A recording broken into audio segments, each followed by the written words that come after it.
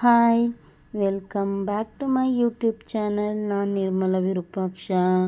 ನಾವು ಯಾವ ರೀತಿ ಗೌರಿ ಹಬ್ಬ ಮಾಡಿದ್ವಿ ನಮ್ಮ ಮನೇಲಿ ಅಂತ ಹೇಳಿ ಒಂದು ಪುಟ್ಟ ವಿಡಿಯೋಸು. ನಿಮ್ಮ ಮನೆಗಳಲ್ಲಿ ನೀವು ಯಾವ ರೀತಿ ಗೌರಿ ಹಬ್ಬ ಮಾಡಿದ್ರಿ ಅಂತ ಹೇಳಿ ಕಮೆಂಟಲ್ಲಿ ತಿಳಿಸಿ. ಈ ವಿಡಿಯೋಸು ಸ್ವಲ್ಪ ಲೇಟ್ ಆಯಿತು, ಯಾಕೆಂದರೆ ಮನೇಲಿ ಮಕ್ಳಿಗೆ ಹುಷಾರಿರಲಿಲ್ಲ.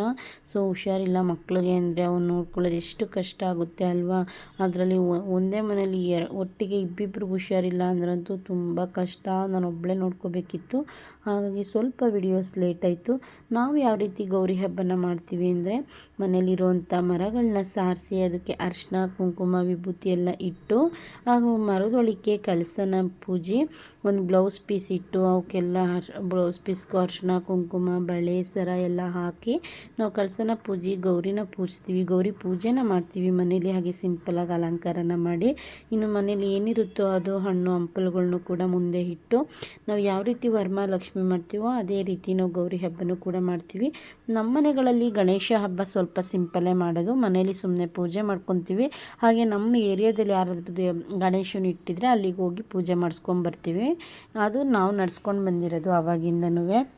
ಇನ್ನು ಗೌರಿ ಹಬ್ಬನ ಚೆನ್ನಾಗಿ ಮನೇಲಿ ಕಳಸ ಎಲ್ಲ ಪೂಜೆ ಮಾಡಿ, ಇನ್ನು ಕುಂಕುಮಕ್ಕೆ ಅದು ಎಲ್ರಿಗೂ ಕುಂಕುಮನ ಕೊಡ್ತೀವಿ. ಇಲ್ಲಿ ನಾನು ಕುಂಕುಮಕ್ಕೆ ಕೊಟ್ಟಿರೋ ವಿಡಿಯೋ ಇಲ್ಲ, ಯಾಕೆಂದರೆ ನಮ್ಮ ಮನೇಲಿ ನಾನು ಒಬ್ಬಳೇ ಇದ್ದಿದ್ದು. ಸೊ ಬಂದವ್ರಿಗೆ ನಾನೇ ಕುಂಕುಮ ಕೊಡ್ತಾ ಇದ್ದೆ. ವಿಡಿಯೋ ಇದು ನೆನ್ನೆದೇ ಕಂಟಿನ್ಯೂಷನ್ ಬ್ಲಾಗು. ಸೊ ನೆನ್ನೆ ಇಲ್ಲೇ ಗೌರಿ ಹಬ್ಬ ಎಲ್ಲ ಮಾಡಿ ಊರಿಗೆ ಹೊರಟಿದ್ವಿ. ಹಾಗೆ ಕಂಟಿನ್ಯೂಷನ್ ಮಾಡಿದೆ. ಗಣೇಶ ಹಬ್ಬದ ದಿನ ಅಮ್ಮ ಮನೆಗೆ ನೆನ್ನೆನೇ ಬಂದಂತ ಹೇಳಿದರು, ಇಲ್ಲೇ ಪೂಜೆ ಎಲ್ಲ ಮಾಡಿ ಹೋಗೋಣ ಅಂತ ಹೇಳಿ ಹೋಗಿರಲಿಲ್ಲ. ಹಾಗಾಗಿ ಈಗ ಹೊರಟಿದ್ವಿ, ಊರಿಗೆ ಹೋಗ್ತಾ ಇದ್ದೀವಿ ಗೌರಿ ಹಬ್ಬಕ್ಕೆ. ಸೊ ಅಲ್ಲಿ ಯಾರ್ಯಾರು ಬಂದಿರ್ತಾರೆ, ನಮ್ಮ ಅಕ್ಕನ ಮಕ್ಕಳೆಲ್ಲ ಆಲ್ರೆಡಿ ಬಂದವ್ರೆ. ಸೊ ಹೋಗಿ ನೋಡೋಣ. ಬಂದ್ವಿ ಊರಿಗೆ, ನಮ್ಮ ಅಕ್ಕನ ಮಕ್ಕಳೆಲ್ಲ ಬಂದವ್ರೆ ಅನ್ನಲ್ಲ. ಸೊ ನಮ್ಮ ಅಮ್ಮರೆಲ್ಲ ಆಲ್ರೆಡಿ ಹೊಲ್ತಕ್ಕೆ ಹೋಗ್ಬಿಟ್ಟಿದ್ರು. ಹಾಗಾಗಿ ಇವರೆಲ್ಲ ಬಾಚಿಕ್ಕಿ ಹೊಲ್ತಕ್ಕೆ ಹತ್ರ ಹೋಗೋಣ ಅಂತ ಹೇಳಿ ಕರ್ಕೊಂಡು ಹೋಯ್ತಾ ಇದ್ದೀವಿ ಹೊಲ್ತಕ್ಕೆ.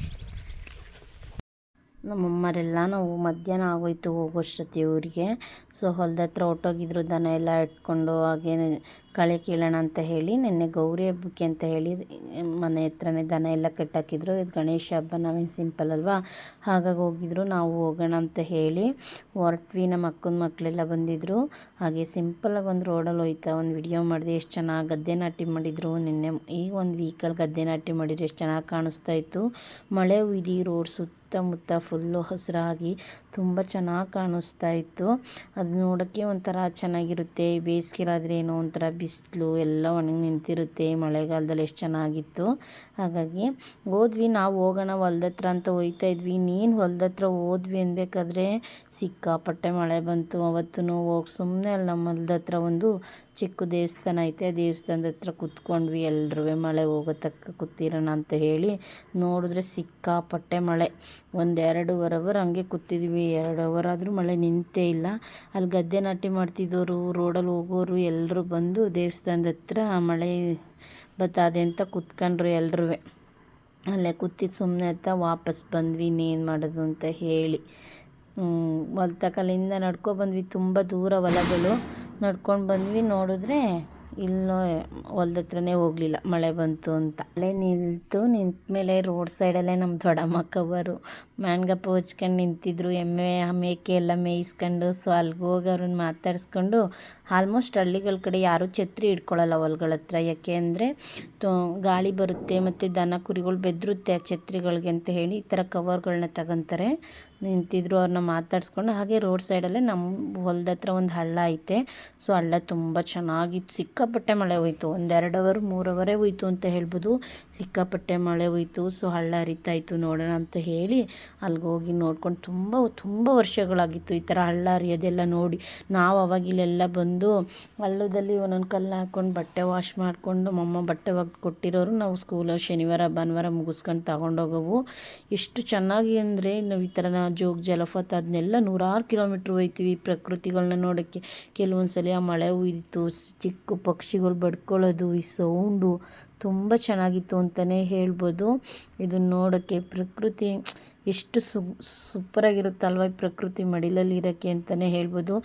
ಬೆಳಗ್ಗೆ ಎದ್ದು ಅಂದರೆ ವಾಹನಗಳ ಗಜಿಬಿಜಿ ಶಬ್ದದ ನಡುವೆ ಇದೊಂಥರ ಶಬ್ದ, ಏನೋ ಒಂಥರ ಖುಷಿ ಅನಿಸುತ್ತೆ. ಸೊ ಅದನ್ನೆಲ್ಲ ನೋಡ್ಕೊಂಡು ಅಲ್ಲಿ ಮತ್ತೆ ಮಳೆ ಬರೋ ಥರ ಇತ್ತು, ಮೋಡ ಆಗಿತ್ತು ಅಂತ ಹೇಳಿ ನಮ್ಮ ದೊಡ್ಡಮ್ಮ ಬೇಗ ಹೋಗಿ ಅಂತ ಹೇಳಿದ್ರು.